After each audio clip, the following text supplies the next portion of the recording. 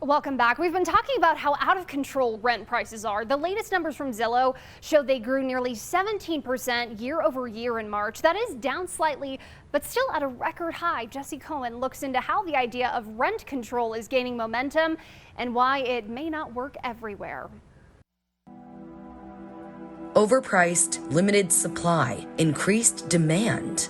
Those are just a few ways to describe the current housing market across the country. Yes, there's a crisis in this moment, but there's always been a crisis, and it has been decades in the making. Especially for renters, who often get left out of the conversation, which Rashida Phillips with PolicyLink highlights. Prior to 2015, rent increases were outpacing income growth, right? We had a situation where median rents increased 50% on average across the country, yet incomes remain flat and have declined for lower income renters. But in the Minneapolis-St. Paul area where Trom lives, things are finally changing for renters.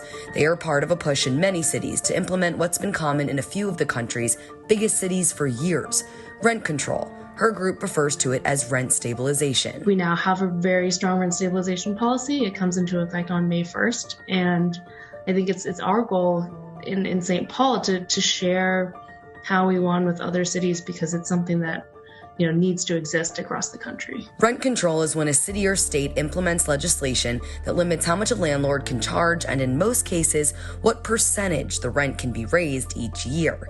The idea has gained momentum in recent years. California, Maryland, New Jersey, New York, Oregon, and the District of Columbia have some localities that have adopted rent control laws. States like Illinois, Washington, and Colorado currently have bans on rent control, but there are efforts underway to change that. A 2019 report by the pro-rent control group PolicyLink showed if rent control is adopted by states nationwide, 42 million households could be stabilized. Trom says time is of the essence. I'm from Portland, Oregon, and I know that Oregon passed a rent stabilization policy statewide, I think in 2019, but it was far too late, right? I had already been priced out of my home state. While rent control might be a solution in some places, housing experts acknowledge it won't be a solution everywhere. PolicyLink has also supported a lot of communities who are exploring tenant opportunity to purchase, community opportunity to purchase policies that take housing off of the private market, decommodify it, make it permanently affordable and long-term affordable for that community. Leap Housing in Boise, Idaho is a great example of a boots-on-the-ground organization currently doing that very work. We're here today at Collister United Methodist Church in Northwest Boise, and there's the pastor would call it a weedy patch of grass at the rear of the parking lot that they've owned for over 100 years. One project in the works includes partnering with churches like this one to create housing opportunities. It just so happens that communities of faith are also some of the largest landholders in the city.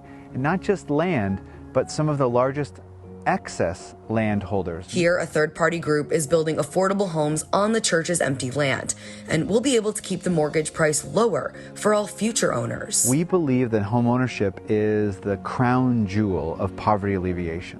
We just don't believe that there's a greater asset building strategy for low-income households than home ownership. And if you just geographically imagine, like our country, there are so many pockets in which no protections exist. And we just need a national agenda with baseline tenant protections. In Boise, Idaho, I'm Jesse Cohen reporting.